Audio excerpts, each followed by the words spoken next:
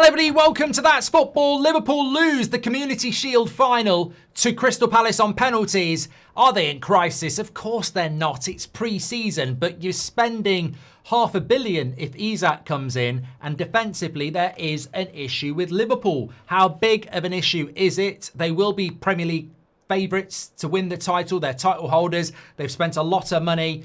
I thought at times they look really good going forward, and they'll only get better with the likes of Wirtz, Ekitike, Kirkez and Frimpong settling in. But funnily enough, it's where they haven't brought anybody in that they look a little bit vulnerable. Both goals coming from mistakes by Van Dijk. Konate not really switched on as normal. Has he got thoughts about leaving? I don't know. But also they look short at centre-back. Not in height, but in like if Van Dijk and Konate get injured, who are you going to play? Liverpool have spent a lot of money this summer, but defensively they look a little bit vulnerable. Look, Crystal Palace maybe should have had a penalty before winning on penalties, and they also had other chances. In fairness, Ekitike could have scored 2 in the second half, so could Salah could have scored 1, Wirtz could have scored 1. So creating chances isn't going to be a problem for Liverpool, but you can bet your bottom dollar in a Premier League season, especially in relation to how competitive it can be, you've got to defend well. And it is only pre-season, so maybe it's not that deep, but how much of a problem is it? I mean, Jamie Carragher was tweeting about it during the game, saying that in pre-season, something I haven't seen from Liverpool, they have been conceding a lot of goals like this.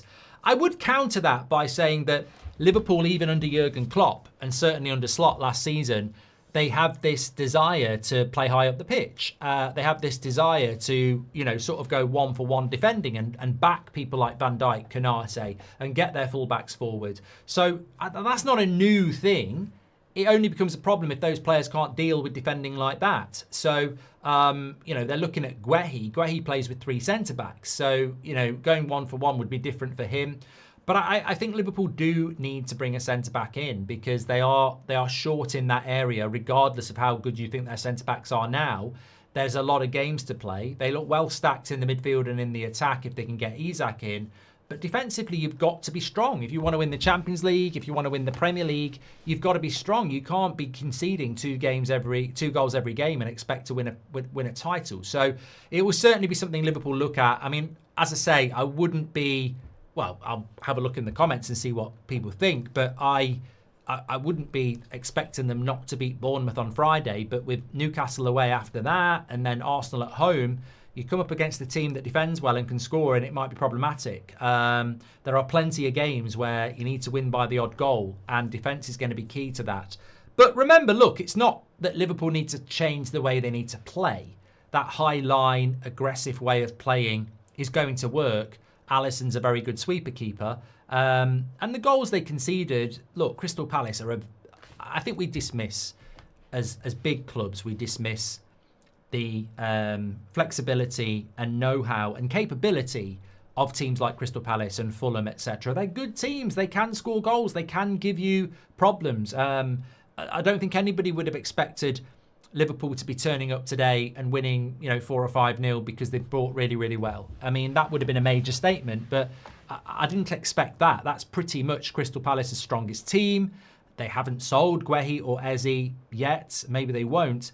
So if Crystal Palace can hold on to the players that they've got, they will be a good team again next season. But whether they're going to have those players at the end of the September is going to be the concern for Crystal Palace, of course. So, look, I still think Liverpool are going to be there or thereabouts. It probably lets all the other challengers look at them and go, look, maybe that, I think what we do in the transfer window is we write the story. The reality is always different. Like Arsenal might think they're going to run away with the league. 4 games in, they might have 4 points and Gyökeres hasn't scored a goal and it's a crisis. People might write Man City off. Man City might win their first 10 games and play prime Pep ball and it'll be boring. So we don't know. These stories have not been written yet. But Liverpool won the league. They've bought some really good players. They're obviously still going to get Isak, I think. So people say, the title's over. But then you watch them play and go, defensively, they look a little bit vulnerable. They've lost both fullbacks. Robertson didn't play today. That's new. There's new partnerships. There's new relationships to develop. It wasn't their starting midfield either. Szoboszlai and Curtis Jones isn't McAllister and Gravenberch. So there's loads of reasons to say that was also a glorified friendly. It's not the real thing. So And Palace were up for it. So I don't think there's loads to read into it. I'd more read into it that I'm at that point now where I'm sure many of you are, where that's the first look at 2 Premier League sides we've seen for this season. And whilst it is a friendly, it's the closest we get to the real thing. There was an element of competitiveness there. And I would look at Crystal Palace and say, as I say, if they can keep their players together, they'll be a decent team again. I would look at Liverpool and say, regardless of what you think about the defence, they need to bring a centre-back in because they're going to be short in that area. There's not a lot of quality behind that. So they definitely do need to bring a centre-back in. But, just very exciting to have football back, really. And I think that, look, I'm going to do my Premier League predictions. That's going up tomorrow morning at 8 a.m. UK time. We do that every year. Who's going to get the top 6? Who gets relegated? Who's going to win the domestic cups, the European cups, Player of the Year, Golden Boot, all that sort of stuff. So that'll drop at 8 a.m. tomorrow. So make sure you subscribe and you can get your comments in on that one. But look, it's great to have football back. I predominantly have been talking about transfers over the summer on this channel daily, but the big thing about this channel is watch-alongs, and that's what we've got. We've got a big week. We've got Spurs, PSG on Wednesday night, Liverpool, Bournemouth on Friday. We'll do Villa, Newcastle on Saturday lunchtime, Man United, Arsenal obviously on Sunday. So it's great to have football back. The Champions League is going to be really exciting, and I'm looking forward to. And I also think the transfer window has still got lots of legs in it. Eze could end up playing for Arsenal. Guehi could end up playing for Liverpool. Isak should end up at Liverpool as well. There's still a lot of business still to do. And even with those players that are brought in, there are relationships that still need to be built, don't they? I mean, I thought Ekitike looked good. Second half, probably lost a bit of concentration. Same with Wirtz in the first half. Frimpong, Kirkez. But they're going to take time. They're going to take time to settle. And that's what happens with new signings. Whereas with Crystal Palace, we were talking about Fulham in the game. Fulham haven't bought anybody, but they've kept everybody. So if they can, that can be an advantage in the opening weeks of the season.